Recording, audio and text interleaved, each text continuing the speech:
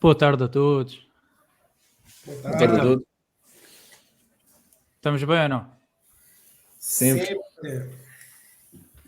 Então, esta semana, mais uma semaninha, tivemos o Sporting campeão, mas antes de começarmos aqui a sério, agradecer ao YouTube pela nossa placa de madeira, 50 subscritores. Obrigado a todos que contribuíram para esta placa, eles sabem quem são. E bem, vocês têm algum agradecimento aqui para a nossa primeira placa? Epá, queria agradecer a todos que já nos subscrevem e que continuem a apoiar-nos. Beninho, alguma coisa? Faça minhas palavras ao Gonçalo. E é isto, primeira placa. Depois vejam só esta parte do vídeo, só para verem os agradecimentos. Quem contribuiu para esta felicidade. Bem, esta semana tivemos o Sporting campeão. Eu sinceramente tinha preparado este episódio para a semana. Achava que o Benfica não ia perder pontos em Famalicão. Mas para a felicidade de uns e infelicidade de outros, o Benfica perdeu em Famalicão 2-0. O Sporting tinha ganho já contra o Portimonense 3-0.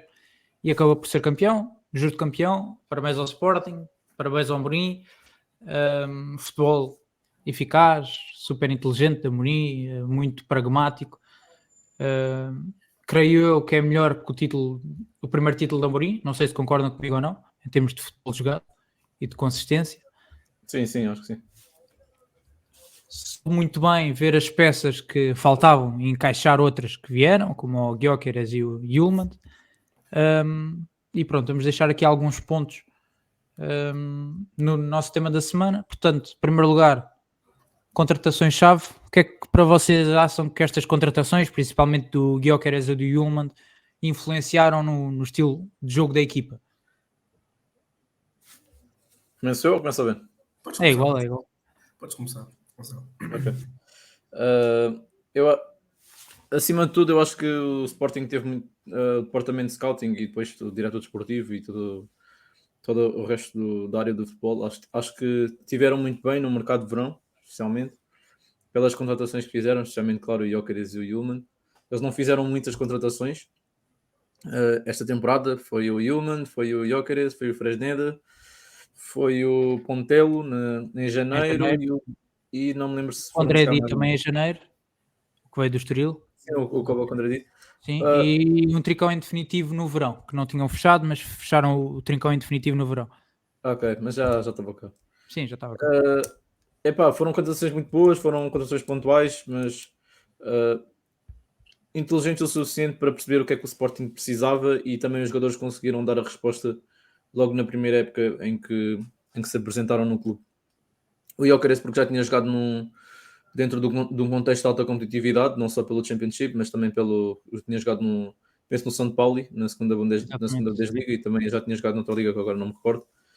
E o Hjulmand vem do Lecce e já jogava a Série A, portanto acho que ele também está habituado à exigência grande que é jogar no principal campeonato de um país.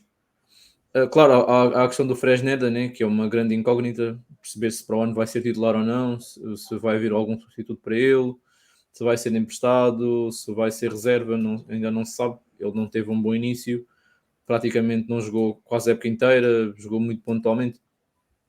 Portanto, os Sportingistas podem estar contentes não só pelo campeonato, mas acima de tudo pela política que o Sporting tem adotado nos últimos anos, e tem muito não só do Goviana, como referiste no último episódio, mas também, claro, do departamento de scouting e do treinador, o Ruben Amorim. Basicamente também eu concordo com a opinião do Gonçalo. O Gyökeres e o Hjulmand vieram preencher alguns espaços que faltavam na equipa do Sporting, principalmente o Gyökeres. Como tu disseste, o Sporting acaba por ser o injusto vencedor, e estas duas contratações que fizeram no verão vieram-se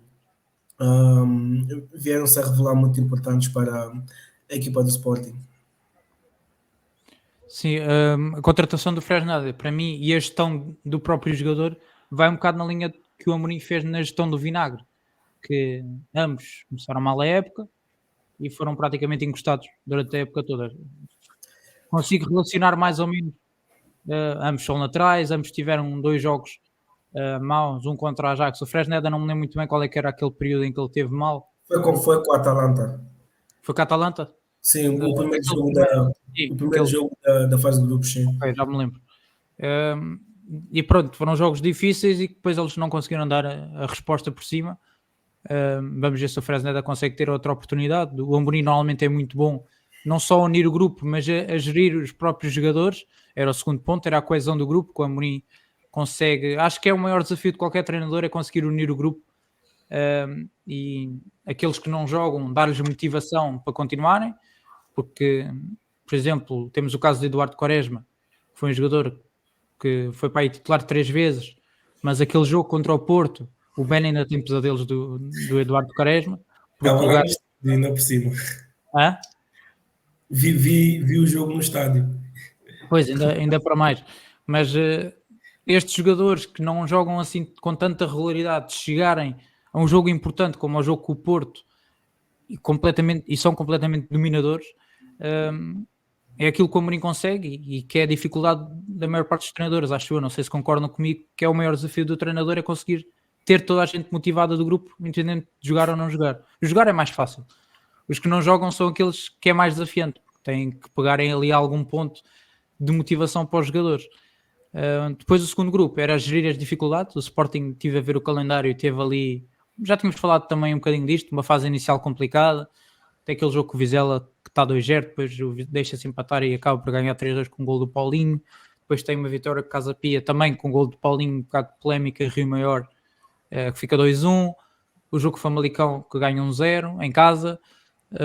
Um jogo com o Farense, que tem, o Farense inclusive tem um expulso e o Sporting ganha apenas 2-1 em Faro. Uma vitória com o Arouca também em casa, 3-2. Vitória com o Estrela 2-1. E, aliás, 2 com o Estrela, Arouca 2-1, desculpa, enganei-me. E ainda tem outro jogo, ainda tem o outro jogo com o Estrela e o outro jogo com o Vizela também. Sim, depois já na segunda volta, mas pronto, estava aqui a falar da primeira fase da época, que foi um bocado difícil. Não, isso foi nas primeiras jornadas. Sim, a primeira jornada, sim. Vizela foi a primeira, Casa Pia foi a segunda e assim sucessivamente. Depois teve a gestão dos centrais, que ele teve alguns problemas com os centrais e conseguiu ter sempre ali um trio muito capaz. Teve o Diomandé na CAN, teve a gestão a lesão do Coates, o Santos Justo, que está mais vezes lesionado do que a jogar, mas que para mim é um excelente central quando está, mas é muito difícil gerir uma situação destas, porque ele é mesmo bom jogador, mas está a conta-gotas. Acho que é muito difícil o Sporting resolver esta situação. O Inácio também teve lesionado e o Mateus Reis agora no final da época também. Mas ele conseguiu sempre arranjar maneira, ora metendo o Quaresma, ora metendo o Mateus Reis em vez de ser na ala por dentro. Várias maneiras de arranjar sempre solução para os 3 centrais estarem sempre equilibrados. A fortaleza da casa, né? Acho que eu não me lembro da última equipa que ganha os jogos todos em casa, ainda falta o jogo com os Chaves, mas acredito que o Sporting vai ganhar. Mas 16 vitórias em 16 jogos em casa é realmente, se não for histórico, não sei o que é que pode ser. Muito bom.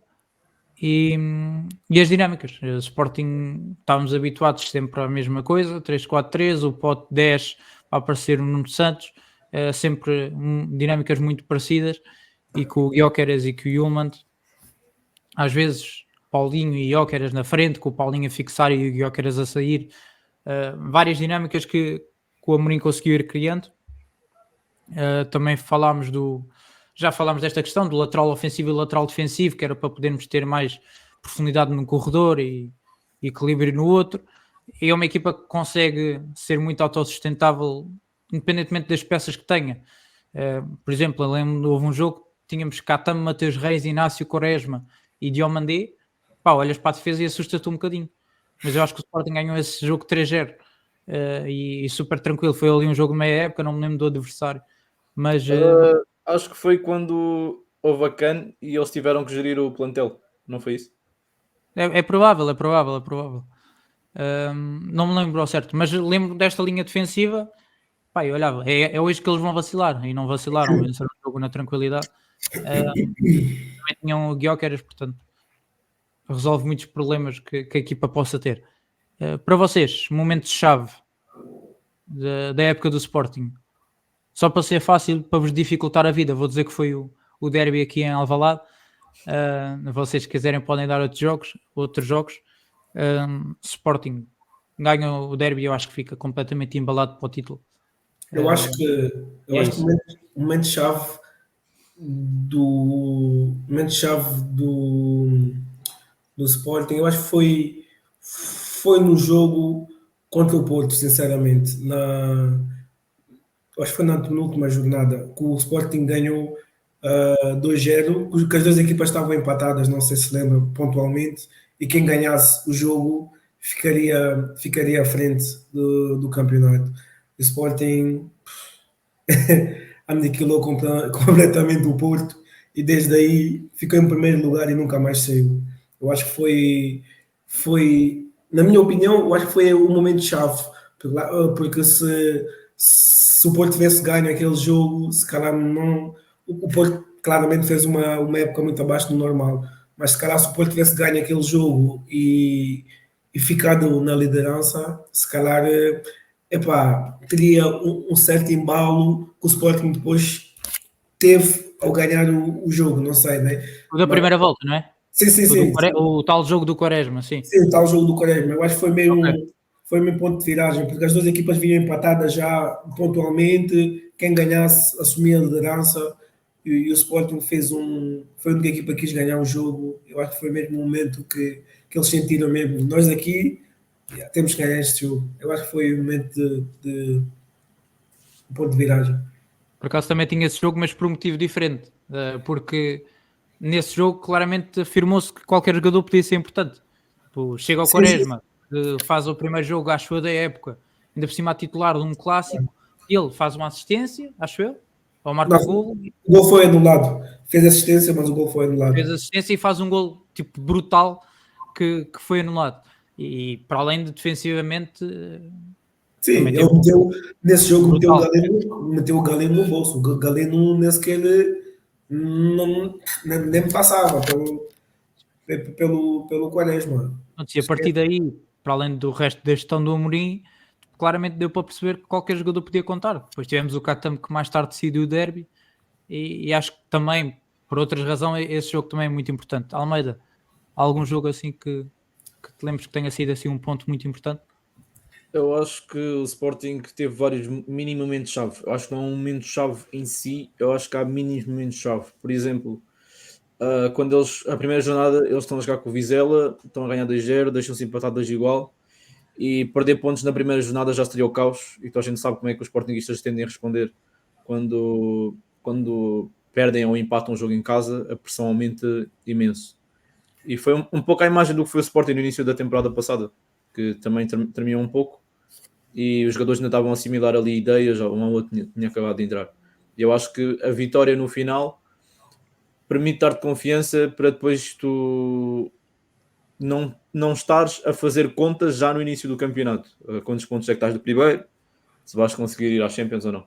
Depois há vários jogos assim, desse estilo, há o Estrela da Amadora em casa, o Casa Pia fora, houve vários jogos nesse nível, mas também há outro mínimo momento-chave, que é a questão do jogo na Luz, que o Sporting perde nos minutos finais, perde o Inácio para o próximo jogo, e mesmo assim conseguiram dar uma resposta positiva ao longo do que foi aquele 1-2 meses que andaram a jogar, especialmente quando tinham Liga Europa, a fase de grupos, estavam a jogar com a Atalanta, estavam a jogar com o Sturm Graz, com o Raco, e aí também notou-se algum nervosismo, se calhar, ou ansiedade por parte do Sporting, e que se calhar até podia ter feito um percurso diferente, mas depois, claro, quando tens o Amorim a treinar, dá-te outra confiança. É um treinador muito respeitado em Alvalade, já conquistou. Portanto, eu acho que é um ponto chave. Eu acho que é um ponto importante daquilo que o Gonçalo disse, o respeito que os jogadores sentem pelo Amorim, e como tu disseste no início, muito daqueles jogadores que não jogam regularmente, parece que não mostram um certo descontentamento que tu vês nos outros rivais, que tu passa para cá fora que os jogadores estão descontentes e no Sporting parece que pode acontecer, mas não se nota. Não se nota. Os jogadores não parecem estar descontentes por serem segundas opções ou não jogarem muito. Não sei se concordam comigo ou não. Pá, isso é em parte muito da. Eu acho que é muito da maneira como comunica. Imagina, eu acredito que ele é cá para fora como é para os jogadores lá dentro. Eu acho que ele é muito direto. Olha para ti, Ben, tu és um jogador que não vais ter muitos minutos e ele claramente diz isto. Não vais ter muitos minutos, mas trabalha, a tua oportunidade vai surgir e surge. Pá, ele deve ser muito claro para cada jogador. Olho para um Catam, olho para um Quaresma, para o próprio Gyökeres, dizes vais ser titular sempre, pronto, e depois é condizente com aquilo que faz e que diz. Sim, mas a questão da mais engraçada foi no caso do Bragança. Claramente o Bragança teve uma lesão, mas o Bragança não era aquele titular absoluto, digamos assim. Mas agora, nas últimas jornadas, vemos agora claramente que o Bragança já é um jogador importante para o Sporting. Se calhar no início da época tínhamos o Morita como um jogador indispensável para o 11 titular do Sporting, agora isso já não acontece. Muitas vezes, nas últimas jornadas, vês claramente que o Morita é o jogador que é relegado para o banco em detrimento do Bragança, que inicialmente não era um jogador muito utilizado no 11, mas agora, nos últimos tempos, vemos claramente que é um jogador que está-se a tornar importante para o 11 titular do Sporting. Sim, o próprio Pote muitas vezes faz a posição de 8 e até fica o Bragança e o Morita no banco. E joga ali com o Pote e o Human e o Paulinho na frente com o Gyökeres. Pá, aquelas dinâmicas que tínhamos falado, como estão claramente definidas, os jogadores sabem quando é que calçam e quando é que têm que ficar no banco. E isso influencia muito, acho eu. Diz, Almeida, desculpa. Não. Eu queria só, para fechar, pelo menos do meu ponto de vista, é que o Sporting também teve, como vocês já enfatizaram, a questão da gestão do plantel. Praticamente todos os jogadores do Sporting estão no banco, inclusive o guarda-redes, jogaram vários e vários jogos esta temporada. Isto não acontece a mesma coisa com tanta facilidade no Porto, como há o caso, por exemplo, do Danny Loader, do Gonçalo Borges, e outros jogadores, do Zé Pedro, o Fábio Cardoso, por exemplo, que o Porto tem. O Benfica também tivesse vários casos. A questão do Rolaiser em janeiro. Houve uma porrada de jogadores. O próprio Samuel Soares não jogou tanto sequer como podia ter jogado noutras competições. O Amorim teve uma gestão impecável nesse sentido e tem uma coisa que as outras equipas de certa forma não têm, tirando ali se calhar um jogador ou outro, especialmente no Porto, que é a questão da polivalência. O Mateus Reis joga a central e joga a lateral esquerdo, o Pote joga no meio campo e joga à frente, o Paulinho joga à ponta e joga à extremo, há tantos casos. Tens os dois laterais, o Nuno Santos e o Catam, que fazem os dois extremo e lateral. Pois, eu acho que isso mostra também muito de se faltar um jogador ou um jogador lesionar, eles têm logo alternativas. E os outros dois grandes não. Se um dos jogadores-chave se lesionar, é o Ave Maria, porque o Benfica e o Porto não se... Vou dar o exemplo. Se o PP se lesionar no Porto, o Porto não tem alternativas ao PP a sério. Pode tentar ali rebuscar, fazer alguma coisa, mas não tem uma alternativa. Se o Evanilson neste momento se lesionar, o Porto até pode ter logo um Gonçalo Borges ou o Danny Loader, mas não é a mesma coisa. Mas claro, o rendimento não vai ser igual, claramente. No Benfica, se tu te retirares alguns jogadores, no caso, por exemplo, do João Neves, que se calhar é o caso mais fácil de se falar, também fala-se muito na questão do Di Maria ou do Neres, já se nota que, ainda que o Benfica tenha, na minha opinião, o melhor plantel do futebol português, ainda assim tem carências óbvias por falta de rotinas, por não entrosarem no sistema de jogo, por não conseguirem entrar nas ideias do treinador e também nas graças do treinador. Então, o que acaba por acontecer é que o Amorim conseguiu fazer não só um conjunto de jogadores jogarem juntos, mas sim um coletivo, que não é o caso dos outros dois grandes. Sim, olha, o próprio Gaio, eu acho que chegou a fazer 2 jogos a central à direita. Tipo, como assim? Tipo, Yeah. O Benfica, eu acho que é muita questão de nem sequer tens muita dinâmica nos primeiros 11 jogadores mais importantes, quanto mais no resto do plantel. Mas isso é uma questão que podemos falar, se calhar mais à frente, depois, quando falarmos do jogo com o Famalicão. No Sporting é isto, ainda tinha aqui um jogo que é um bocado estranho, que eu falei, tinha aqui também nos meus apontamentos o jogo com o Braga na meia-final da Taça da Liga. O Sporting cilindrou completamente o Braga, perde 1-0, gol de Belo Ruiz, acho que Sim. Mas foi o erro do Adão, se não me engano. Sim, acho que sim. Não me recordo muito bem, mas o Sporting cilindrou completamente o Braga e não conseguiu ganhar esse jogo, acabou por não ir à final da Taça Liga, que acabou por ser o Braga a ganhar contra o Estoril. E acho que esse jogo foi uma viragem também do nós jogamos muito, mas temos que ganhar jogos. Foi o que aconteceu ontem ao PSG. O PSG teve ontem 4 bolas nos ferros, o Dortmund não fez quase nada para ganhar o jogo, defendeu muito bem, mas está lá na final da Champions. E o PSG que acabou por se calhar o melhor PSG que eu já vi em termos de jogo jogado, não consegue ir à final da Champions. Infelizmente para o Vitinha, que para mim, se vai à final da Champions e ganha a Champions, ia ser o MVP da Champions desse ano. E deixo aqui a polémica da noite. Bem, passando aqui às nossas ligas, esta semana tivemos um Roma-Juventus, Almeidinhos. O que é que achaste deste jogo? Um empate fraco? Não. Eu vou ser sincero. Este jogo, comparativamente aos outros 3 jogos, inclusive até mesmo um do Porto, foi um passeio autêntico. Não foi assim um jogo que merecesse assim uma grande atenção. Eu acho também porque a Juventus já sabe que não consegue o segundo lugar. O Milan já praticamente tem um lugar garantido. Foi jogar fora também contra uma equipa como a Roma, que é uma equipa respeitável e que tem jogadores também, claro, para dificultar a vida. De um lado temos a Juventus no Massimiliano Allegri, que já não é a Juventus de outros tempos, e uma Roma muito combativa, com jogadores com alguma qualidade técnica, mas acima de tudo uma capacidade física impressionante. O Paredes, o Ndika e outros que estão ali, mas não foi um jogo que as pessoas possam dizer: ei, perdi este jogo, como é que isto é possível? Não foi um jogo desses. Acima de tudo, o que eu tenho a destacar é que pronto, o Milan, mesmo empatando, consegue garantir o segundo lugar. Praticamente empatou com o Génova. Não sei se viram um jogo, tiveram a perder, viraram um jogo no espaço de 5, 6 minutos. 3-3, não foi? Foi 3-3. E depois deixaram-se empatar outra vez. Não me recordo, acho que foi o gol do Retegui na parte final. Foi um cruzamento, houve ali uma certa confusão e a bola entrou.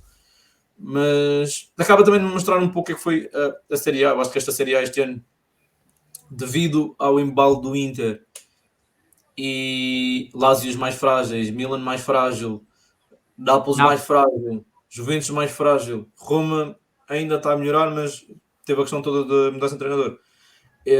Acho que este ano a Série A não foi ao nível das outras 2 ou 3 épocas finais. Eu acho que tem ali equipas de médio nível, de nível médio, conseguiram até trazer alguma coisa, mas na questão do que foi o jogar pelo topo, o Inter foi futebol champanhe e os outros foi futebol bar royal.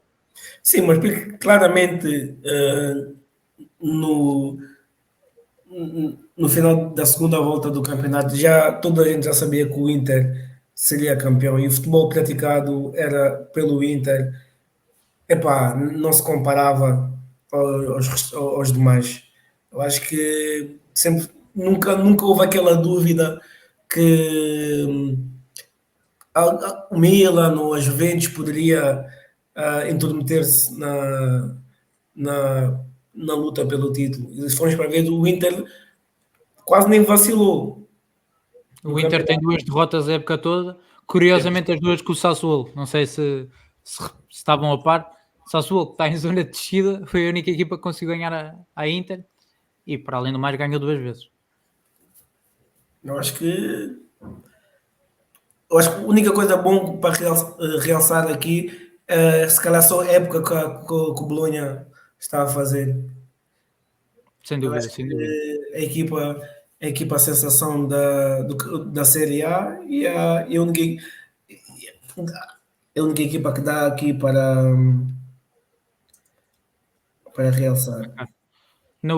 Se olharem para a tabela, a Inter, se não me engano, se não me falham as contas, tem um saldo de golos superior ahm, aos golos marcados da maior parte das equipas. À exceção ali do Milan, que tem 67, eles têm para aí um saldo de golos de 62, se não me falham as contas.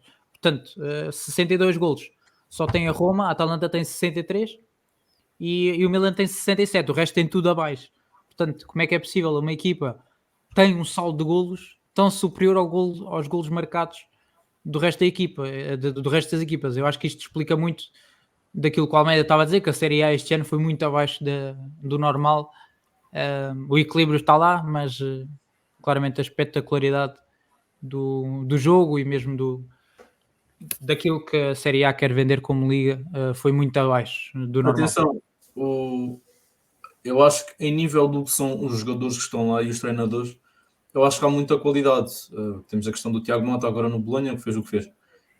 Mas eu acho que, por exemplo, o Pioli, por exemplo, faz uma marca com o Milan, o Simone Inzaghi, claro, é o destaque do campeonato junto com o Tiago Mota, mas depois tens a questão do De Rossi a chegar, o Nápoles, que já não é o Nápoles da época passada, salta de Spalletti para Mazzarri, que é algo completamente ridículo, e agora está lá o Francesco Calzona.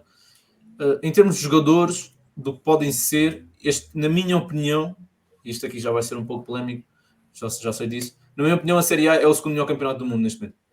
Eu acho que só a Bundesliga é que pode lutar ali. Eu acho que a La Liga teve a maior queda de todas no espaço dos últimos 10 anos, que eu chutaria que até a Salernitana ganharia, a maior parte das equipas estão lá em baixo do espanhol.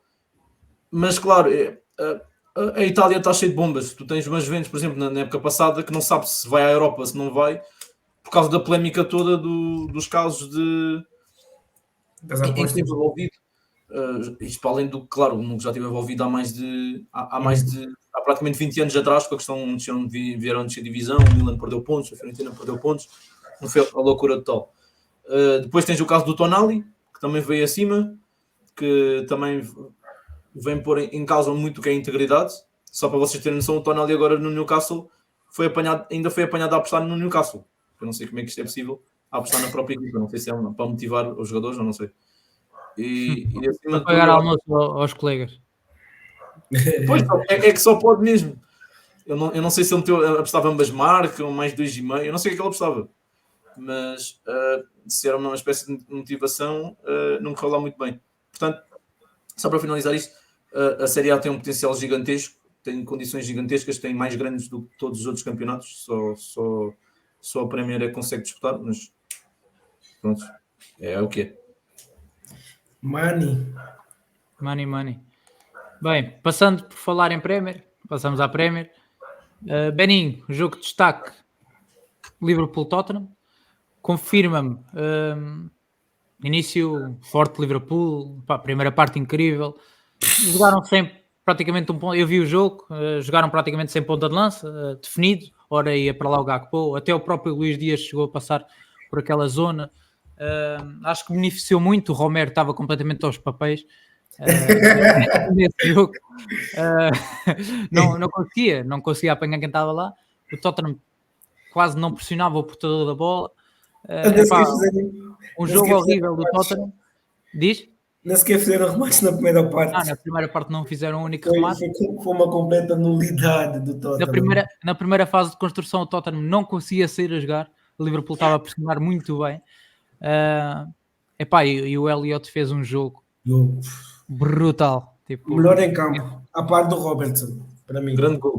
Grande jogo. O que é que achaste do jogo de Liverpool? Porque o Tottenham só marcou aqueles 2 golinhos.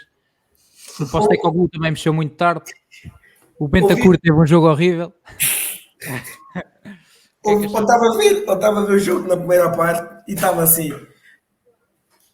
Como é que é possível o Liverpool só estar a ganhar ao intervalo 2-0.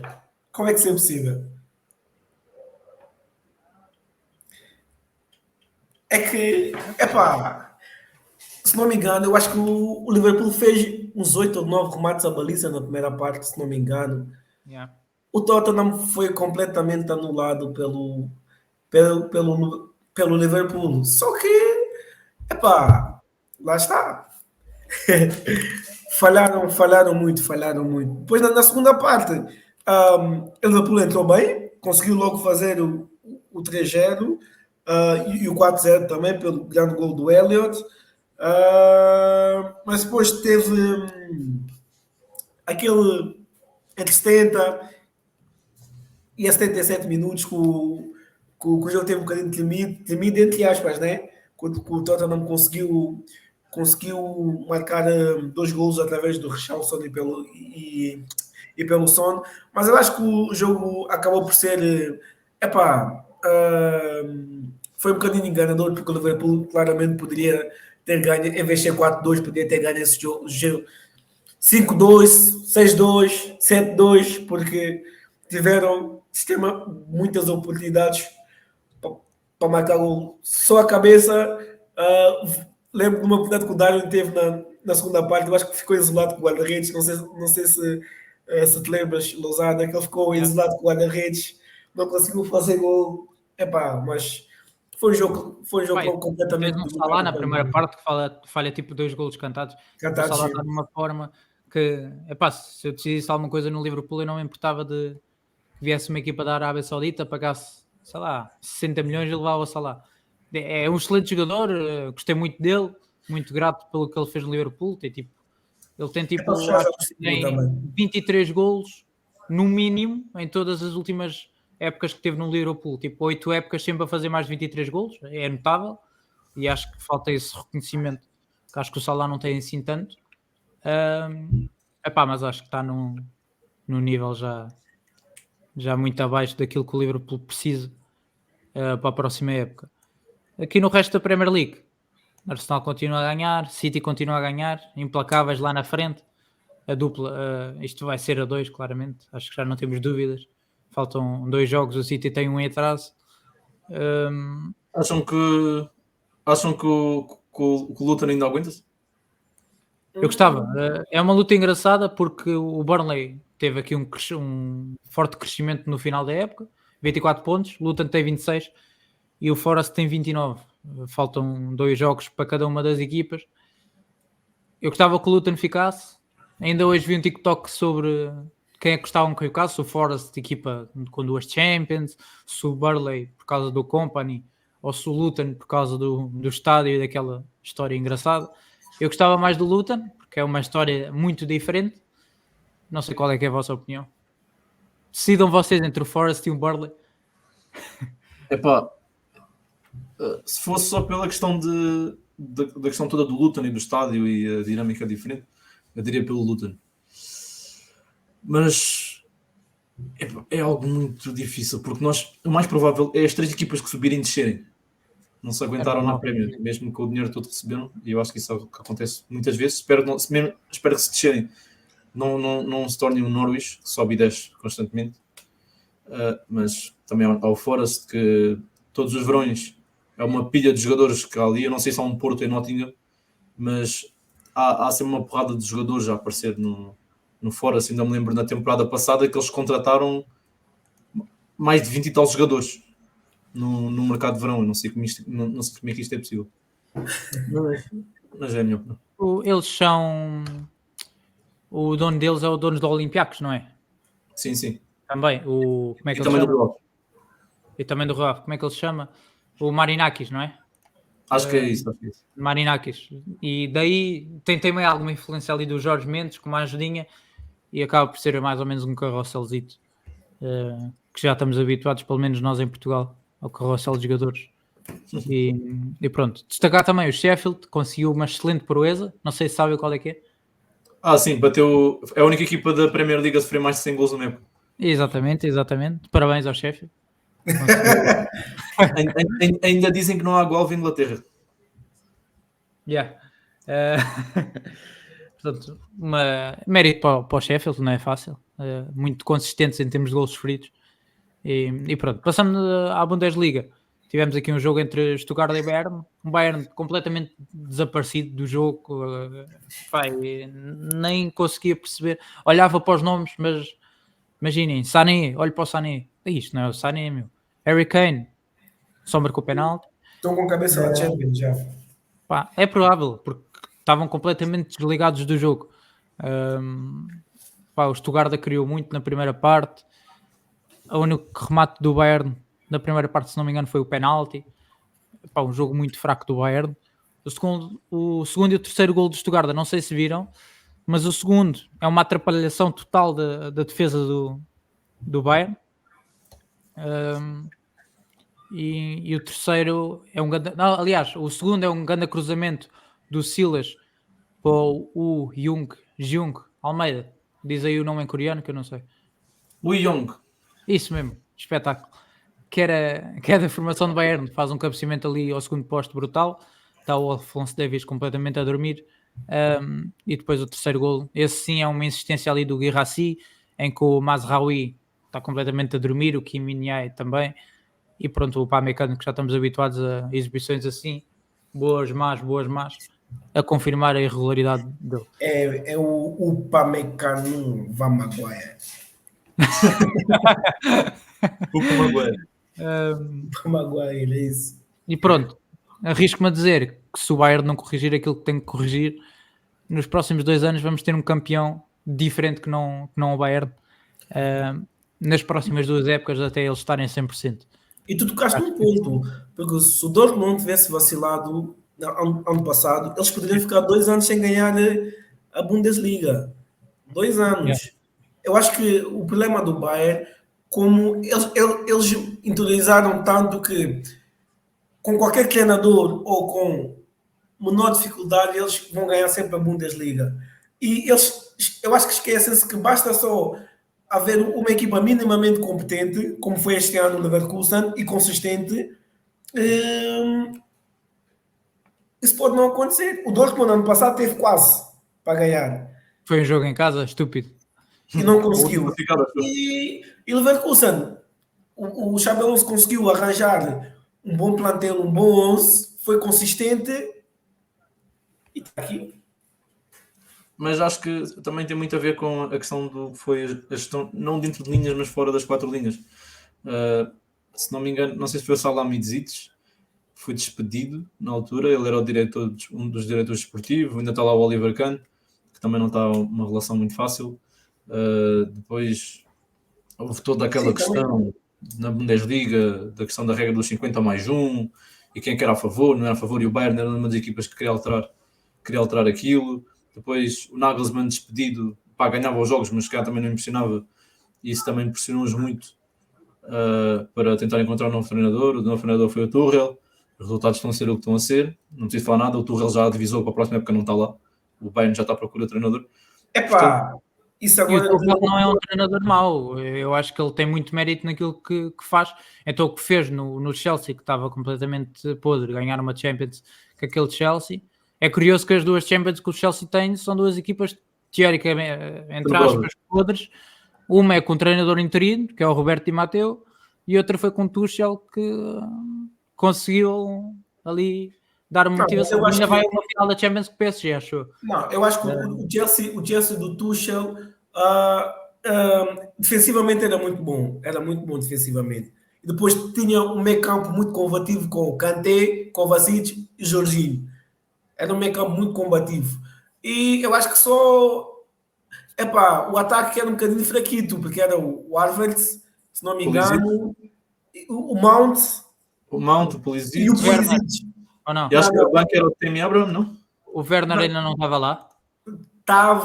Não, eu acho que estava, mas eu acho que eles jogaram com o Pulisic, com o Havertz e com o Mount. Sim. Não, o Pulisic foi na segunda parte, acho eu. Ele tem uma oportunidade na segunda parte e tudo no Dragão. Sim, mas eu acho que o Chelsea do Tuchel defensivamente eles tinham, eram muito consistentes. Depois aquele meio campo era brutal, com o Kovacic todo o terreno, o Kanté todo o terreno e os Jorginhos lá a pensar no jogo. Eu acho que... Estava a ver aqui 11, Mendy, Chris James, Aspilicueta, Tiago Silva, Rudiger e Silva. Pá, defesa impecável. Jorginho e Kanté, os dois no meio campo só. Isto na final da Champions. Havertz, Mount e Timo Werner. Foi este o 11. Ok.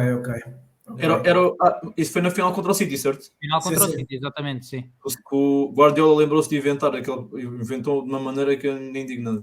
Não quis jogar com o Rodri. Meteu o Gundogan a jogar 6, o Bernardo Silva e o Kevin De Bruyne. E o Foden também. E o Sterling depois... E o Sterling. Meteu o Sterling a titular, que nem era titular. Jogaram o Sterling e Mahrez na frente. Sem ponta de lança. Ficou o Agüero no banco. Diz? É o freestyle da Roger Schmidt. Sim, às vezes o Guardiola lembra-se de tentar ali alguma coisa diferente. Muitas vezes calha bem, outras vezes não calha. Passando aqui na... Pera. Diz. Esquecemos de fazer referência ao mais óbvio. Sempre que nós falamos da Bundesliga, temos que é que sempre no final. Esqueci-me. Hamburgo. Onde é que andas? O Schalke já garantiu que não deste divisão. Não sei se sabem. O Hamburgo, desta vez... O Hamburgo até ganhou o jogo com o St. Pauli, que era um clássico, até um derby da região, se não me engano. E que era importante para a luta, mas o Düsseldorf não perde pontos. Neste momento estamos com o St. Pauli aliás, Olsen Kiel em primeiro de 64, St. Pauli de 63, em terceiro temos o Düsseldorf com 59 e o Hamburgo em 4 pontos com 55. Portanto, Hamburgo mais um ano a bater recordes na Bundesliga 2 e assim passamos. O Kiel se ganhar esta semana sobe. Pelo menos não sabe ser campeão, mas tem certeza que sobe. Mas sobe, sim. Tal como o St. Pauli. E pronto. Não, mas vai ser interessante porque o Kiel vai jogar com o Düsseldorf. Vai ser um grande jogo. Um jogo bom. Por exemplo, se o Düsseldorf perde, o Hamburgo ganha, o Hamburgo fica a um ponto. Ainda tem chance de... tem chance de subir. Playoff, sim. Vamos ver se não nos calam nas últimas 2 jornadas. Vamos ver. Bem, falando aqui no Brasileirão, tivemos mais um ponto para cada lado. O Flamengo mais um jogo sem ganhar. Empate no terreno do Bragantino. Almeida, este jogo, mais Flamengo do que no jogo com o Botafogo? É uma situação complicada. O Flamengo na primeira parte não fez muita coisa. Marca o gol na segunda parte, o gol do Bruno Henrique. A primeira parte tem polémica, como é óbvio que é o Brasileirão, tem que ter polémica. Eu acho que eles devem ter um intercâmbio qualquer com os árbitros portugueses, porque eles não conseguem fazer um jogo sem polémica no meio. Não sei se viram o lance, mas há um lance do Luan Cândido que ele... No início, eu vou explicar mais ou menos o lance. Basicamente o guarda-redes bate a bola para a frente e depois eu acho que é um jogador do Bragantino, choca ali com o jogador do Flamengo, cai no chão, diz que sofreu falta. Depois aquilo avança, o jogador do Flamengo, não me recordo quem era, ia praticamente isolado para a baliza naquele lance e o jogador do Bragantino faz falta, fazendo falta é expulso. Ele foi expulso, depois foram ao VAR, perderam para uns 4 ou 5 minutos ali no VAR e o árbitro decidiu que havia uma falta antes desta falta, então o Luan Cândido não foi expulso, logo o cartão vermelho foi anulado e mais tarde o Bragantino viria a marcar. O Flamengo tentado fazer uma péssima época inicial, não sei se sabem, mas perdeu ontem com o Palestino, que é uma equipa do Chile, acho. E agora, nenhuma equipa perdeu com o Palestino, nenhuma equipa brasileira desde 1979, foi o Fluminense. Portanto, do que tem sido a época do Flamengo, tem sido uma lástima. E eles estão em risco de serem eliminados da Libertadores. Sim, acredito que não seja, pelo grupo que tem. Sim, mas faltam 2 jogos. O Bolívar já tem 9 pontos com menos um jogo. Ou seja, basta só o Bolívar ganhar, que fica logo com 12, que já tem o primeiro lugar garantido. E Palestino, basta só o Palestino ganhar os próximos 2 jogos, tendo em conta que já jogaram com o Flamengo, que vai ser complicado. Eu acho que acima de tudo há uma pressão muito grande no Flamengo desde os tempos do Jorge Jesus.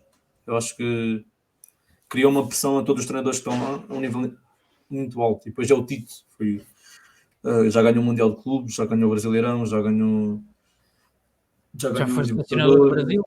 já foi selecionador do Brasil, já foi a 2 mundiais. Portanto, epá, há uma pressão gigantesca no que é o posto do Flamengo. Já rodaram ali tanto treinador que nem isso.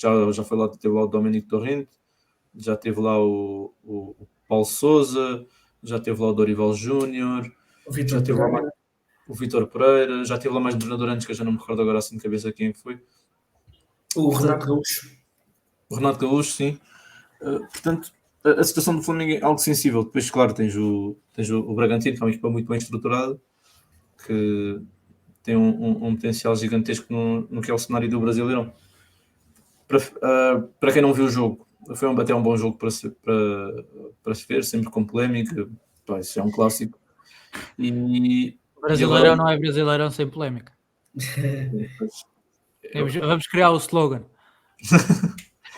E o Brasileirão agora fica marcado por outra coisa, porque é a questão de, não sei se sabem, mas há cheias no Rio Grande do Sul. Aquilo está um caos completo. Eu não vou elucidar muito mais porque as pessoas podem pesquisar sobre isso e saber um pouco mais sobre isso.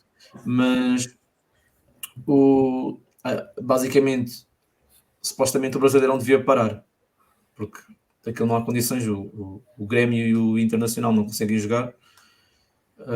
Depois aparece presidentes de São Paulo, Palmeiras, Flamengo, a dizer, não, nós emprestamos o estádio, nós emprestamos aqui um campo para eles jogarem, para eles treinarem, mas como é óbvio, os jogadores estão numa situação onde têm as famílias em risco, a vida das pessoas está em risco. Eu acho que não estão a pensar muito no futebol neste momento e já muita gente diz que o Brasileiro não tem que parar.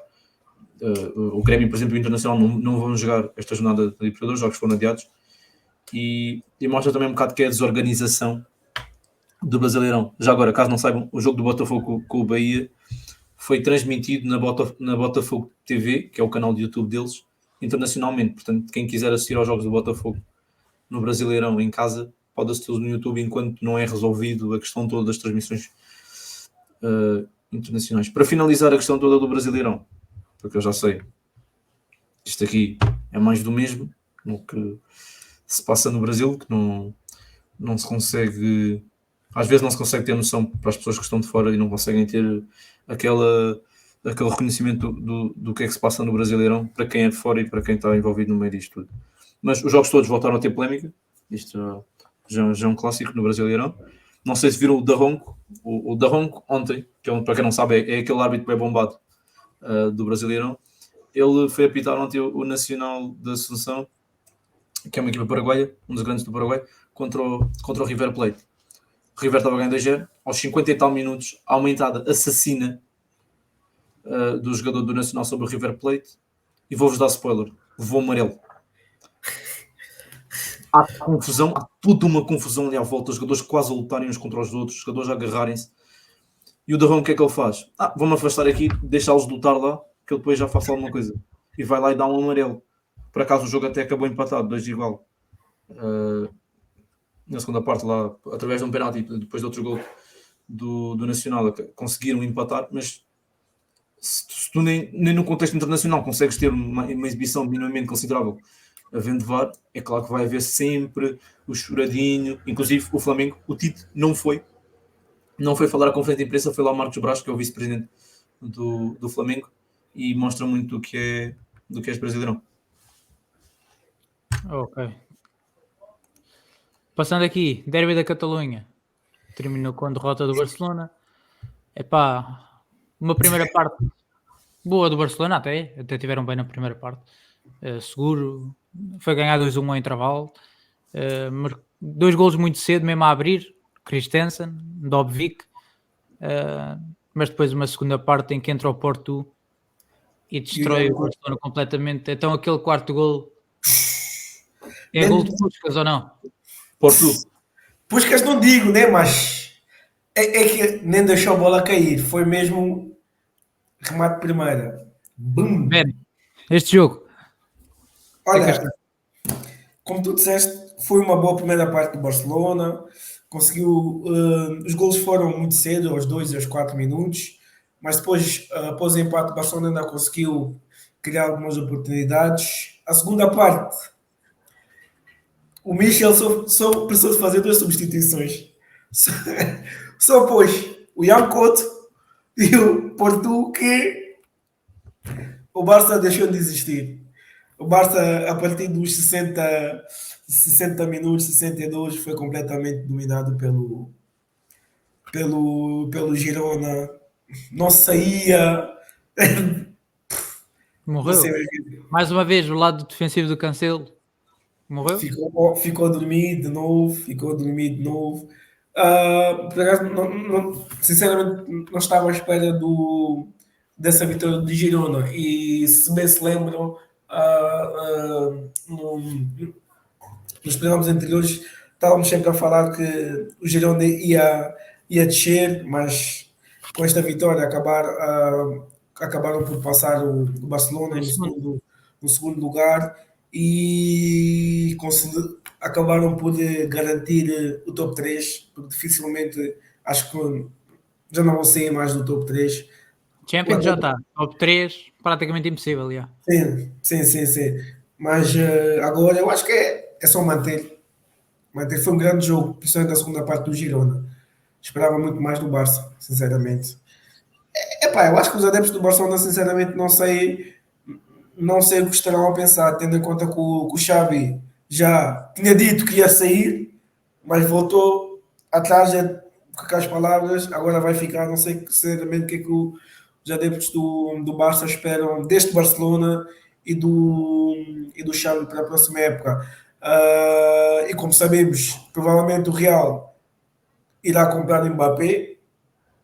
Se o Mbappé for para o Real Madrid, eu acho também que vão comprar o Alphonso Davies. Epá, ou o Barça consegue uma proeza que fez na época passada, ou vai começar a ver navios na La Liga. Mas é engraçado que este jogo deu título, que a vitória de Girona deu título ao Do Real. Real. Nós pensamos, epá, automaticamente, que o Real ganha sempre. Mas a verdade é que o Real já não ganhava há 2 anos. O Barcelona ganhou no ano passado e No no outro, se Atlético. não estou em erro, ganhou o Atlético, Sim, ou foi o não? Atlético. Um, Não, não, não, não, não. ou foi Real e no Atlético no ano antes. O Atlético já não ganha nem com a vida, acho. Sim, É? o Atlético ganhou É, no Covid, sim, sim. O Barça ganhou ano passado. O Barça ganhou ano passado e o outro ano tinha sido o Real Real. do Ok. Ancelotti, que eles ganharam a Liga dos Campeões. Que eles fizeram a dobradinha, ganharam a Champions e o Campeonato de Ok. 2022. Estava a confundir agora, mas nós pensamos sempre que é automático o Real ganhar, mas ficou uma época sem ganhar. Mas esta época foi brutal. O Real tem uma derrota apenas no campeonato contra o Atlético, acho eu, primeira volta. Tem duas Ah, derrotas na época. O Real é um bocadinho. Eu acho que a época do Real é um bocadinho parecido que a época do, do Inter. O Real só tem duas derrotas na época. E as duas foram com o Atlético. Uma no uma campeonato para e a uma para taça? a Taça do Rei. Ok, ok, ok, ok. As únicas derrotas do Real nesta época foram com o Atlético. E as duas fora. Epá, eu acho que a época do Real. Eu acho que o Real. Epá, eu acho que esta época do Real está a ser um bocadinho subestimada. Porque a época do Real está a ser, para mim, está a ser quase perfeita. Que E sem um ponta de lança, por exemplo, é um Sim, sim, ponta o de Braga. muitas lança dificuldades no eixo defensivo, que muitas lesões, tiveram. Epá, eu acho que a muito época do mérito Real do Ancelotti. está a ser muito bem conseguida. O Ancelotti, esta época, eu acho que conseguiu, com as dificuldades que o Real teve, principalmente com as lesões do Alaba, do Militão, Do perdeu próprio também, Courtois, sim, do Courtois, houve uma fase o também que Courtois perdeu e o rumo. Alaba perderam a época toda no início. O Courtois voltou agora, acho que fez este jogo, Sim, sim, sim, sim, sim, sim. e o Alaba não me lembro do último jogo que ele jogou. E eles houve jogos que o Real chegou a jogar com o Carvajal e o Tchouaméni à central. Yeah, é verdade. Epá, A houve jogos Marquinhos que Skills. fizeram e mesmo assim não vacilaram. 2 derrotas na época. Eu acho que é de louvar. O melhor jogador da época do Real para vocês? Epá, Há aquela polémica toda, né? Bellingham versus Vini Júnior, é isso? eu acho que Olha, o Bellingham foi importante na primeira metade do campeonato. E o Vinícius agora está a ser. Na época, vá. Bellingham foi muito importante na primeira metade da época. Eu acho que o Vinícius agora está a ser mais importante. Mas em termos tipo de números, e o Bellingham tem muitos gols marcados. Mas eu acho que o Vinícius, em termos de participações em gols, tem muito mais que o.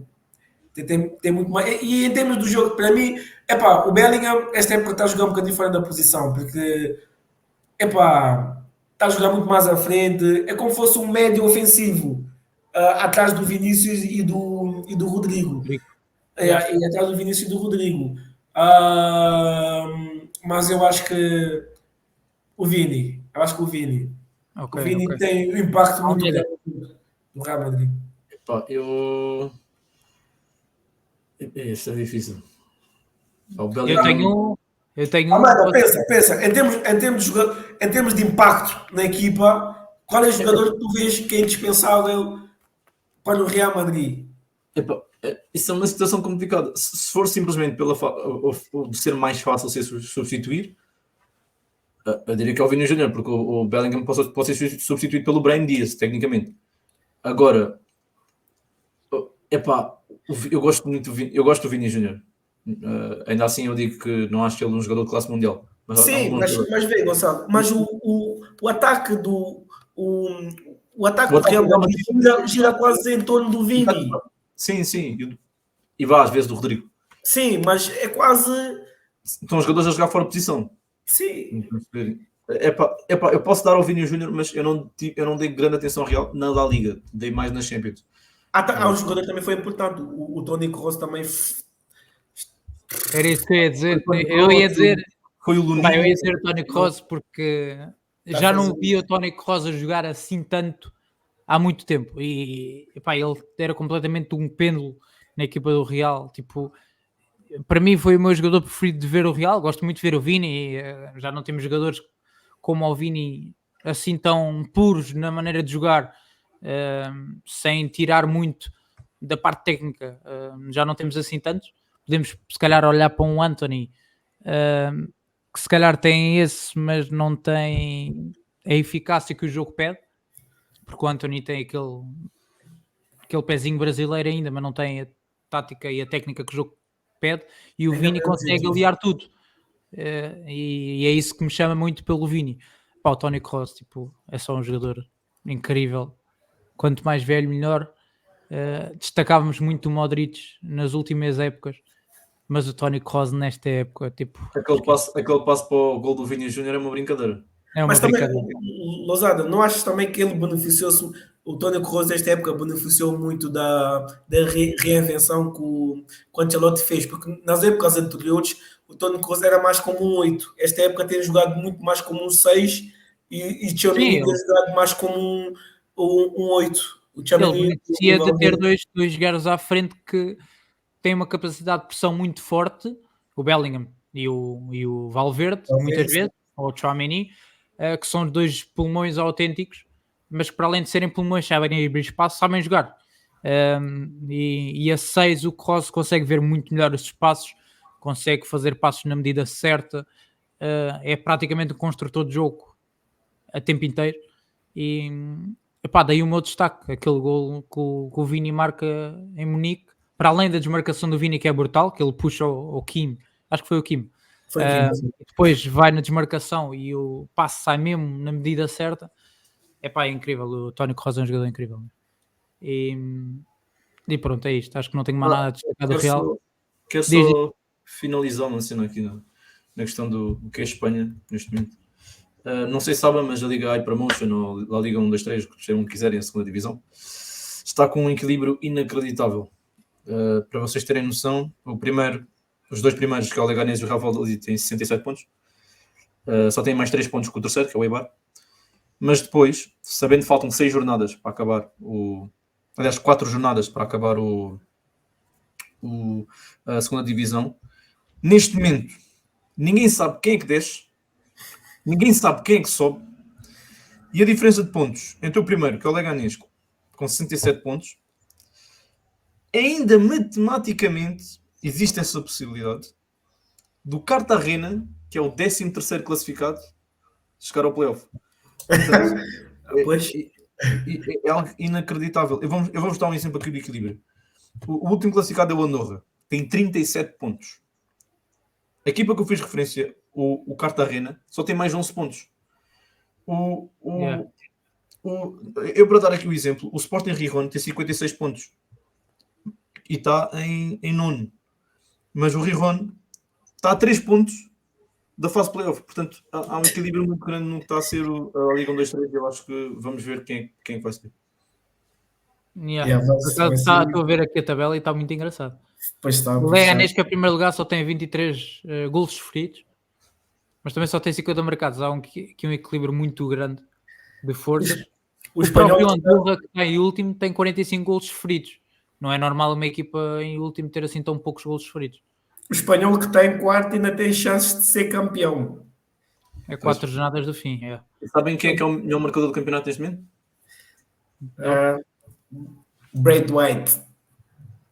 O craque do Barcelona. 20 golos. Já agora, muitos destes jogadores, não muitos, mas alguns destes jogadores vão aparecer certeza na próxima Liga Portugal no próximo ano. É possível. Por falar em Liga Portugal, o Almeida hoje está-me a dar passagens incríveis. Há bocado foi a Premier League, agora falar da Liga Portugal. Espetáculo. Está com umas bandejas. Bem, passamos aqui ao Tugão, a cara da Águia, o festejo leonido. Já falámos muito do Sporting hoje, falar um bocadinho do Benfica. Muitos diziam que o jogo do título era em Famalicão, aquele jogo em atraso, que os sportinguistas estavam com medo. Foi em Famalicão na mesma, mas foi a derrota do Benfica. Uma primeira parte em que o jogo estava completamente partido. O Benfica tinha oportunidades, o Famalicão tinha oportunidades. Há um gol anulado para um lado, há um gol anulado para o outro. E o Roger Schmidt foi mexeu demais, na minha opinião. Eu só pedia Florentino, pelo menos em termos de recuperação. O Benfica não tem ali muito melhor que aquilo. Eu estava a pedir, e inclusive disse isso a quem estava a ver o jogo comigo, tirava o João Mário e metia o Florentino, equilibrava ali o meio campo, continuava a ter produtividade ofensiva,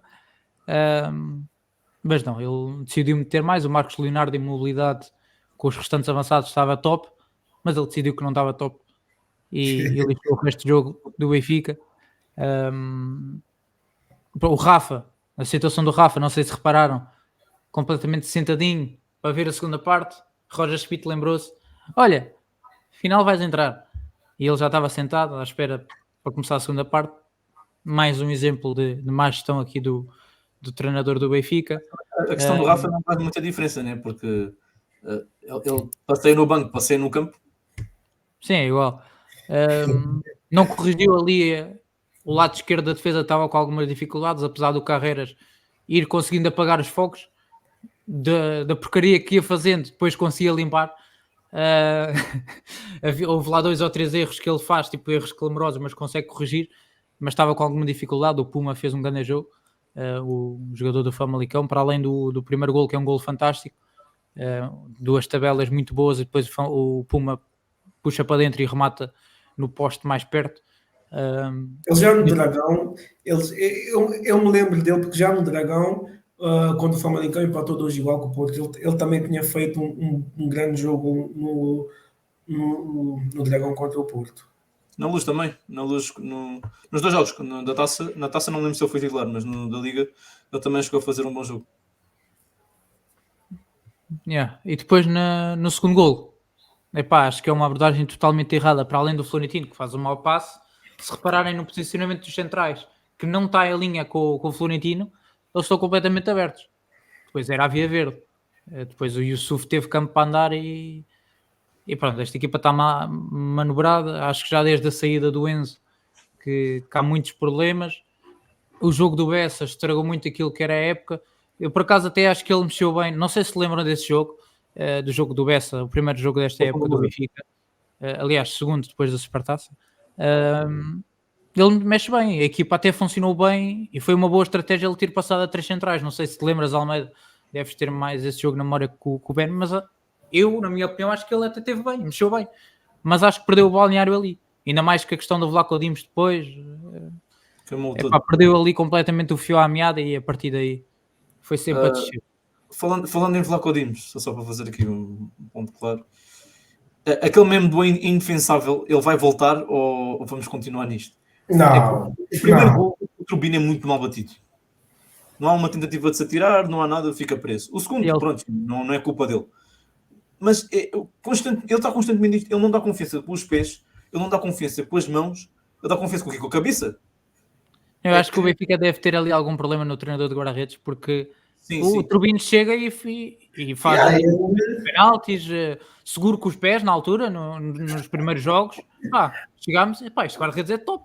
Tipo, não tem nada a ver com o Vlaco Dimos. E parece que os jogadores, principalmente os guarda-redes, chegam ao Benfica e desaprendem a defender. Eu não sei, tipo, o que é que se passa ali. É difícil. É difícil explicar. O que é que se pode explicar disto? Almeida, eu já sei o que é que vais responder. Schmidt tem condições para continuar?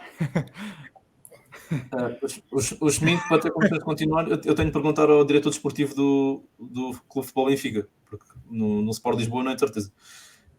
Em termos do que é o Schmidt, quem conhece sabe que eu já reclamo do Roger Schmidt desde fevereiro do ano passado. Aquela renovação feita pelo Rui Costa foi das coisas mais idiotas possíveis, porque eu percebo que ele consiga enganar os clubes a vender jogadores. Isso eu percebo.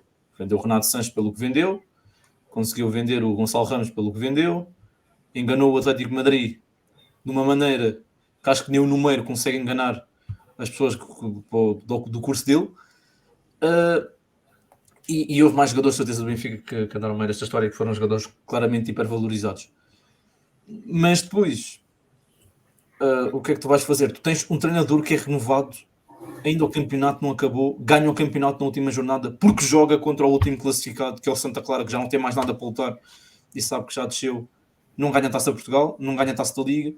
Na Champions, pronto, vai lá, chegamos aos quartos finais, mas podíamos ter feito um pouco melhor contra o Inter. E a decisão mágica do Rui Costa é: eu vou renovar com este gajo e meter-lhe uma cláusula ridícula e que vai ter que ser pago 20 milhões de euros. Eu não sei onde é que ele vai buscar este dinheiro. Isto foi irresponsabilidade completa. Não, mas eu acho que isso teve muito a ver também com... Eu acho, sim, eu acho que houve uma precipitação claramente na renovação do Roger Schmidt, mas lá está. Mas também tens que ver que o Benfica vinha estava a fazer uma boa época, estava em primeiro, ia bem na Champions. Eu acho que eles tentaram só antecipar uma possível saída do Roger Schmidt no verão ou no ano seguinte. Mas isso não sai caro quando tu fazes uma... A renovação dele foi aqui em abril? Sim. Foi em março. Não, acho que foi em março. Acho que foi em março. Okay, para vocês conseguirem perceber o contexto disto tudo, ele perde com o Porto em casa. Olha, 31 de março, por acaso. 31 de março? Pronto. Ali mesmo na fronteira. Perde com o Porto, perde com o Inter. Não me lembro qual foi o jogo que depois tivemos no campeonato. Chaves, perderam com Chaves também. Perdemos com os Chaves.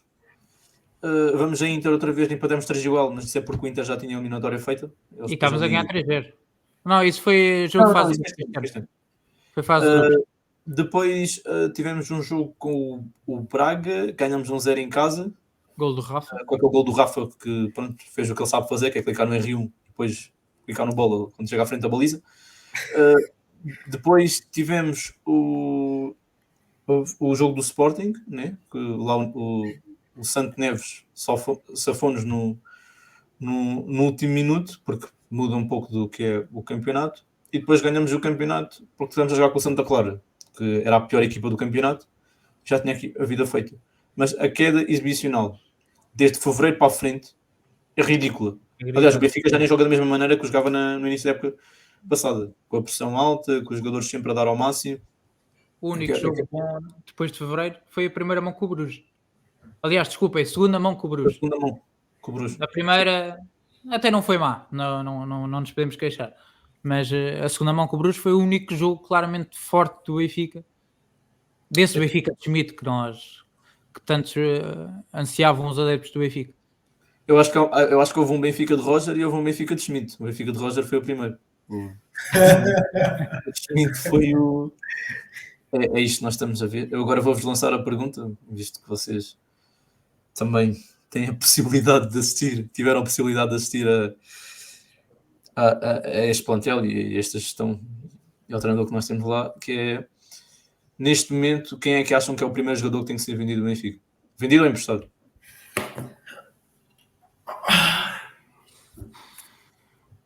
Eu acho que Pá, eu acho que Rafa já vai. O Rafa já vai, sim. Portanto, sem contar com o Rafa, para João Mário. Agora, para onde? Para a Rio Arábia Ave. Saudita. Para o Rio Ave? Não, ele tem um salário muito alto e nem aceitar isso. Eu acho Arábia- que agora, Arábia Era Saudita. humor, era humor. Arábia Saudita. a questão é que eu sei que lá faz muito calor e pode fazer às vezes algum tipo de problema a raciocinar em algum ponto, mas eu gostaria de entender onde é que o João Mário encaixa-se naquilo, porque ele não vai para o Al-Nassr, nem vai para o Al-Ahly, de certeza. Não vai para nenhum deste tipo de equipas. Não consigo enquadrá-lo. Ou pode ir para a Turquia também. A Turquia oferece bons salários. Podemos tentar enganar o Besiktas. O lugar Já não é a é primeira vez. Sim, olha, eles foram enganados agora com o Al-Maserati. Portanto, E com o Fernando Santos. e com o Fernando Santos. Mas, olha, agora lanço-me outra pergunta, já agora que estamos a falar da Liga Portuguesa. Se tivessem que fazer uma contratação, para já, para os vossos clubes, até me vou deixar mais fácil, para cada um dos grandes, qual seria? Eu posso começar. Boa, boa. Para o meu clube, para o Porto, só uma contratação. A primeira, aquela que tens que achas que podia resultar e que se calhar faz mais diferença. Um central para mim. Um central top. Mas quem? Não sei, desde que seja um central top, porque eu acho que este ano o Porto viveu muito da falta de opções, principalmente a nível dos centrais. Eu acho que nós tivemos até jogos que jogamos com o Fábio Cardoso e o, É Pedro. e o Zé Pedro, mano. Onde é que isso já se viu? Fábio Cardoso e Zé Pedro. Eu acho que ninguém joga com Fábio Cardoso e Zé Pedro. Não, por exemplo, o Zé Pedro, eu acho que a bola do pé não é tão mau como o Fábio Cardoso. O Fábio Cardoso é horrível. O Zé Pedro ainda com a bola no pé ainda dá, mas eu acho que nós precisamos de um central, porque o Pepe, claramente, que próxima época já não vai conseguir jogar, Nem o fazer Marcano. muitos jogos, nem o Marcano, e só temos um central, Otávio. o Otávio, que ainda é novo, só tem 21 anos, ainda tem muito que crescer, mas eu acho que a posição de maior carência neste momento no plantel, temos outras posições, claramente, mas eu acho que precisamos de um central que dê garantias. E agora para o Sporting e para o Benfica? Para o Sporting, eu acho que o Sporting precisa de um guarda-redes topo. Precisa de um guarda-redes topo. Eu acho que este ano, alguns jogos, o Adam, facilitou um bocadinho. Na Champions também, ano passado ou 2 anos, foi ano passado, né? O Sporting perdeu alguns jogos importantes na Champions por culpa do Adam. Eu acho que o Sporting precisa de um guarda-redes que dê outra segurança que o Adam já deu dos outros tempos. Relativamente ao Benfica, eu acho que o Benfica precisa de um treinador, mas para além do treinador. eu acho que a posição. Mais difícil é o Benfica, porque eu acho que eles até têm um plantel top. Vais ver posição a posição e mesmo jogadores emprestados que podem voltar, por exemplo, o Mas eu Sheldon. acho que um ponta de lança que marque golos mesmo, não é um ponta de lança que faça golos, faça muitos golos. Pode não ser rápido, pode não ser bom tecnicamente, mas um ponta de lança que em 2 oportunidades faz 2 golos. Eu acho que o Benfica precisa de um ponta de lança finalizador mesmo, que no estilo Gyökeres, que não precisa muito para marcar gol. Eu acho que esta época deveu-se muito bem a falta de um bom ponta de lança, porque o Benfica rodou bastante. Às vezes tínhamos o Texted a jogar, tínhamos o Arthur Carmelo a jogar. Eu acho que foi contra o Porto na taça, tivemos um jogo onde o Schmid entrou sem ponta de lança, Sim, yeah.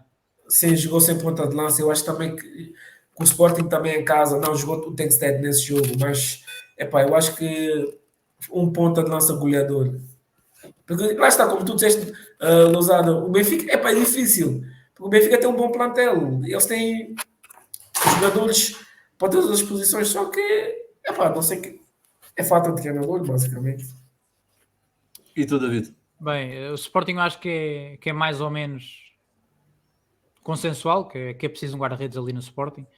Um guarda-redes com duas mãos, que defenda, como deve ser. Já ouvi falar em Patrício. Não sei se os adeptos do Sporting aceitavam. Diz? Eu acho que eles não vão aceitá-lo. Claro que não. Não sei. Mas Patrício, já ouvi Derré também. Já ouvi vários nomes assim engraçados que podiam caber na baliza leonina. No Porto concordo com o Ben. Acho que era preciso claramente um central, porque meio campo o Porto já conseguiu encontrar ali uma boa dupla. E ainda tem o Baró, que eu gosto muito, sou muito fã do Baró. Portanto, acho que ali um centrais, ou mesmo um lateral esquerdo, que também é necessário ali para o Porto. No Benfica, é aquela questão, porque eu olho para o plantel do Benfica e vejo bons nomes em quase todas as posições. Talvez faltasse ali um médio mais forte e buscar ali o Madi Camara ao Brest, que é um jogador assim um bocado fora do radar, mas que é um excelente médio. Acho que, imaginem, ele e o João Neves no meio campo a dois e Cocu à frente. O próprio Yusuf, do Famalicão, também. O próprio Yusuf do Famalicão, sim, características diferentes, mas que são médios que o Benfica precisa. Ou então ponta de lança também, como o Ben disse, um ponta de lança matador. Apesar de eu gostar muito do Marcos Leonardo, tem características muito diferentes e num ataque móvel pode funcionar. E o Benfica para o ano poderá ter isso, com o Rolaiser, com o Sheldrup, vamos ver se o Di Maria fica ou não, com o Neres. O Benfica para o ano tem muitas opções, diz? O Pressiani? Pressiani, sim, também. Mas em relação ao Marcos Leonardo, eu vejo ele, já comentei isso com o Gonçalo uma vez, eu vejo ele a jogar como um segundo ponta de lança, mas jogar como tipo o Lima. Sim. Sim. Eu acho que ele encaixava muito bem se o Benfica jogasse com dois pontas de lança.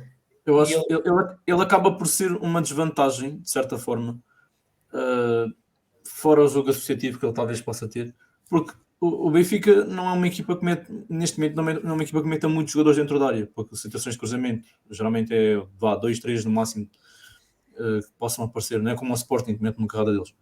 E tu tens um ponta-lança baixinho, tu vais fazer um cruzamento para o meio de 3, 4 gajos, só se for pelo chão, a atacar o primeiro poste, e aí já envolve o tipo de movimentos do jogador e capacidade de antecipação e tudo mais. Eu acho que o Marcos Leonardo é um jogador que tem finalizado muito bem, mas ele tem carências claras. Bem, vou-vos dar a minha opinião na questão. Eu vou começar pelo Porto, que é mais fácil. O Porto neste momento tem incógnita do Diogo Costa se fica ou não fica, mas não acho que o problema vai ser ali pelo guarda-redes. O Porto precisa neste momento de um lateral esquerdo, porque o Vendel e o Zaidu, peço desculpa, mas há que ter respeito pela instituição que é o Futebol Clube do Porto, porque passares de Alex Telles para Zaidu é uma queda brutal. Quem seria o lateral esquerdo que o Porto iria buscar? Isto é uma grande questão. Talvez ao Brasileirão, talvez à Argentina, um jogador emprestado, mas é uma situação mais complicada. O Sporting é a questão do guarda-redes, não sei bem qual é o guarda-redes, talvez conseguir arranjar um pouco no molde do que foi o Ullmann, um guarda-redes assim como, por exemplo, o Di Gregorio ao Monza, se poderia ser algo interessante. A questão do Benfica, eu vou ser sincero, o Benfica tem o melhor plantel em Portugal, mas mesmo assim eu acho que não é um plantel que eu diga, é um super plantel, é um plantel que me enche os olhos. Porque se eu olhar para o plantel que o Benfica tinha há 10 anos atrás, aqueles gajos davam-nos 10-0. Portanto, eu acho que também tem que ser exigente também, ainda mais com o dinheiro que o Benfica tem neste momento, não é o mesmo que tinha há 10 épocas atrás. Eu acho que há exigências muito grandes. Um jogador que eu acharia muito interessante no futebol português era o Blas, o Dovik Blas. Poderia ser um jogador interessante, mas eu não sei a questão do salário dele. E agora eu vou lançar aqui meio que uma bomba, porque sei que no seu clube não está muito bem e provavelmente não vai ficar na próxima época. Eu tentaria o empréstimo, isto tentando arranjando aqui um esquema qualquer, não sei se mandando para lá o António Silva ou algo do género, que é o empréstimo do António. É uma realidade difícil, mas se o Di Maria sair e não conseguir garantir o espaço dele aqui, eu tentaria o Anthony ou um jogador de boa reputação já a um alto nível, porque o Benfica precisa. Então, nós não podemos ter o Porto, o Sporting é uma questão mais recente, mas não temos de ter o Benfica e o Porto que têm a reputação que têm ao nível europeu, e depois quem tem que assumir responsabilidades naquela equipa, na fase criativa e ser o jogador de destaque, não é por muito respeito que eu tenho, não pode ser um Galeno, não pode ser um miúdo novo como o Daniel Loader ou o Borja ou até mesmo o Chico Conceição. Eu acho que é preciso craques no futebol português, craques no sentido como o Fenerbahçe já conseguiu, que os jogadores têm lá Tadic, Dzeko, tem lá o Formos Soyuncu, por exemplo, ao Atlético de Madrid, tens o caso do Galatasaray com Icardi, Mertens, Zaha e tudo mais, e eu acho que não sendo a política principal do mercado de transferências, perfeitamente o Benfica e o Porto podem buscar um jogador craque lá fora. Ok. Depois fechámos o Tugão para as duas últimas jornadas. Falta ainda definir o lugar de playoff. Portimonense, Estrela, Estoril ou Boa Vista. Definir ali o meio da tabela, que é pouco importante, não tem qualquer questão. Braga e Porto, o terceiro lugar e pouco mais. Na minha opinião, diz? Esta jornada temos vitória contra o Braga. Exatamente. Ia dizer, na minha opinião pessoal, dizer só aqui que se o Sporting conseguir manter o bom trabalho, visto que os outros clubes, tanto o Benfica como o Porto, estão um bocadinho abaixo, o Porto não sabemos muito bem o que é que vai ser, e o Benfica é igual, mas por outros motivos, não vejo porque o Sporting não pode ganhar 2, 3, 4 títulos seguidos. Concordam ou não? Estás a falar de campeonatos? Campeonatos, sim. Eu não acredito que o Mourinho dure tanto tempo, para ser sincero. Eu acho que ele é o santo padroeiro do Sporting neste momento. Eu não sei como é que não há uma estátua dele em Campo Grande. Epá, eu acho que é difícil isso acontecer. Porque lá está, porque isso tem a ver muito. São épocas e épocas. Como tu viste ano passado, o Sporting ano passado ficou de fora do título por causa das primeiras jornadas. Porque eles perderam imensos pontos nas primeiras jornadas e ficaram logo fora do título. E lá está, e nada garante que. É isso, tu no verão, como tens novos jogadores, como estavas a dizer no início, alguns jogadores ainda não podem não assimilar bem as ideias do treinador, há aquele joguinho ali que pode não correr melhor, porque imaginando que o Sporting, esta época, aqueles jogos que referimos, o Sporting não, daqueles jogos, não ganhasse pelo menos uns 3. Se calhar já teríamos, não teríamos a falar do Sporting campeão, mas de um Benfica. Entendes? Agora, eu não digo que o Sporting não possa ganhar mais um ou dois campeonatos, mas agora, ganhar seguidas, é isso que estás a dizer? Sim. Ganhar seguidas, eu acho que é difícil. Que é difícil, porque também lá está, não vai ser, o Porto e o Benfica não vão nunca, eu acho que não vai voltar a acontecer como aconteceu esta época, os dois estarem tão mal. Um deles pode estar, mas eu acho que na próxima época dificilmente vamos ter um Benfica muito abaixo e o Porto muito abaixo, como tiveram esta época, porque normalmente o que vemos sempre é sempre um grande que está mal e os outros estão sempre bem, entre aspas. Ano passado tivemos o Porto e o Benfica que lutaram até o fim e o Sporting estava um bocadinho abaixo. Este ano, o Benfica e o Porto estiveram muito abaixo do Sporting.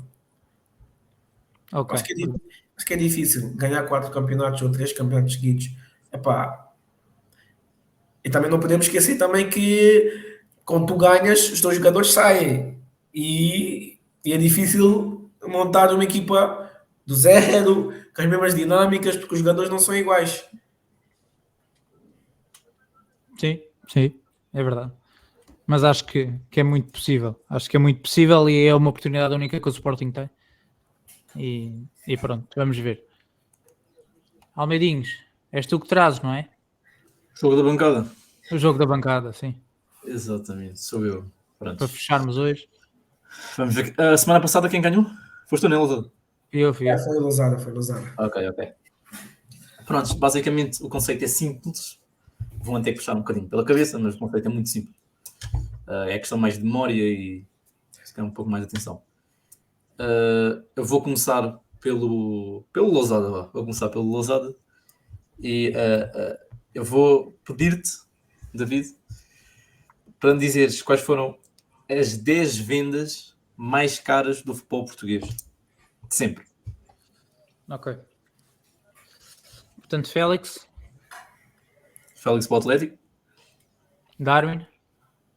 Darwin para o Liverpool, Estas são as mais fáceis. Enzo, Enzo Fernandes para o Chelsea. Hulk, Não entra. entra. Ui. Ederson, Ederson para o City. sim. Não entra. Ui. Tenho mais uma vida, né?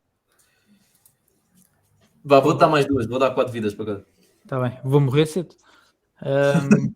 Só faltam 7, só, entre aspas.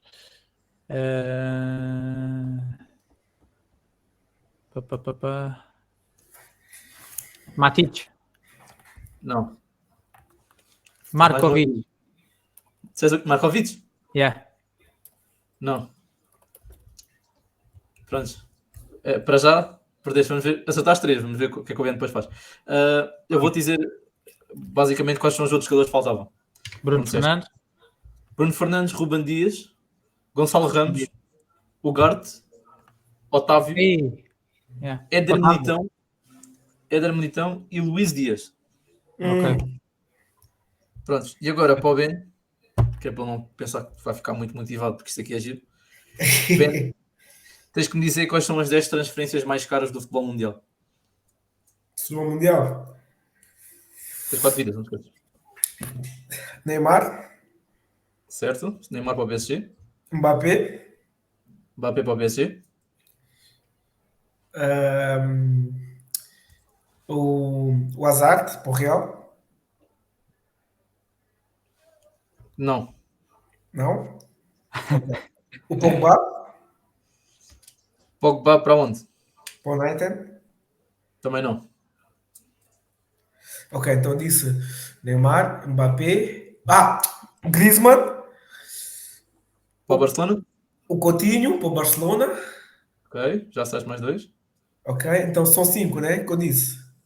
Já disseste 5, sim. Não, já disseste... Espera aí, disseste o Neymar, o Mbappé. Eu disse Neymar, Mbappé, Coutinho, Griezmann. Sim. São 4 por enquanto, faltam mais 6. 4. O Grealish, O Grealish, sim, para o City. o Declan Rice. O Declan Rice para o Arsenal. Ok, 6. Só faltam 4. Faltam 4. O João Félix, João Félix para o Atlético de Madrid, sim senhor. o Enzo, Enzo Fernandes para o Chelsea, sim senhor. o Darwin. Errado, só tens mais uma vida. Aí só me faltam 2. Ok. Ok. O Ronaldo para as Juventus. Ronaldo para os Juventus. Aí só falta uma. Ronaldo para as Juventus. E o Anthony. Errado. Mas ainda assim ganhaste o jogo, porque já acertaste mais do que o Lozado. O jogador que faltava era o Dembélé. Ai, pois é, do Barça para Do PSG. Não, Do do Dortmund. Dortmund para o PSG foi 180 milhões, foi. Não, foi menos. Eu vou-vos dizer agora os valores. O jogador mais caro foi o Neymar, 222 milhões de euros. Mbappé, 180 milhões de euros. Coutinho, 135 milhões de euros. Dembélé, também o mesmo valor. Chegaram na mesma época já agora. Dembélé, João Félix, 127 milhões. Enzo Fernandes, 121 milhões. Griezmann, 120 milhões. Grealish, 117 milhões. Ronaldo, 117 milhões também. E o último, Declan Rice, 116 milhões. A brincar, o Barcelona está representado aqui 3 vezes e agora tem um estádio chamado Spotify. No caso do que foi feito para o David, okay? Vou fazer a versão miserável desse David. Sentiu a pressão. João Félix, 127 milhões. Enzo Fernandes, 121 milhões. Darwin Núñez, 85 milhões. Ruben Dias, 71 milhões. Gonçalo Ramos, 65 milhões. Bruno Fernandes, os mesmos 65 milhões. Manuel Ugarte, 60 milhões. Otávio, 60 milhões. Éder Militão, 50 milhões. E Luís Dias, 47 milhões. Tu disseste o nome há bocado, que eu já não lembro quem é que era. Markovic? Matic? Foi o Hulk. Também disse o Hulk, acho. Fizeste o Hulk. O Hulk. Foi a 40, acho. Não, o Hulk até foi mais barato. O Hulk não aparece sequer no top 20. Aparece 40 milhões, peço desculpa. É o 20ª transferência mais cara do Eu tinha essas ideias todas dessas casas dos 40, dessas alturas dos Hulks, dos Matites, são todos mais ou menos nessas casas dos 40, né? Sim, é quase sempre os mesmos valores. Não sei porque estava com esses na cabeça e não me lembro dos outros. E para falar do resto, depois há aqui outros nomes, Mateus Nunes também, 45 milhões, estava aqui perto, o mesmo do Mangalá, por exemplo, Mangalá foi o mais caro do clube. E há outras situações aqui no meio. Eu acho que uma das boas vendas que o Porto fez nos últimos anos foi a venda do Militão. O Militão só teve uma época no Porto e saiu por 50 milhões. E o Porto nem foi campeão, nem ganhou nada naquele lado. Eu acho que foi uma. Não, foram campeões, achou? Não. Foi Benfica. Não. O Benfica é campeão no ano do Félix, no ano a seguir, não o Benfica é campeão. Foi nesse ano que o coisa veio. Porque o Sérgio Conceição ganhou em 2018. Em 2018. Depois, em 2018 o Porto ganha. Em 18-19 ganha o Benfica. O Militão entra nas contas do Real Madrid na temporada 19-20. Portanto, é no verão ali de 19. Foi Sporting, não foi Sporting, foi campeão no Covid. Não, o Sporting foi 20-21. Ok. Foi o Porto. Então, foi o Porto, pois. Ok. É isto. Portanto, é isto. Parabéns ao Ben, mais uma vitória. Sempre a somar. E pronto. O adversário do Ben sentiu a pressão hoje. Estava a pensar, não sei o quê. E pronto, é isso. Sigam-nos nas redes. Instagram já conta com mais de 751 seguidores. Muito importante. E pronto, obrigado. Hoje o episódio ficou um bocadinho mais longo. Estivemos a falar um bocadinho mais do Sporting. Importante. Senão a malta vai para o Insta chorar. E pronto, é isso. Um grande abraço a todos e boa semana. Boa semana a todos.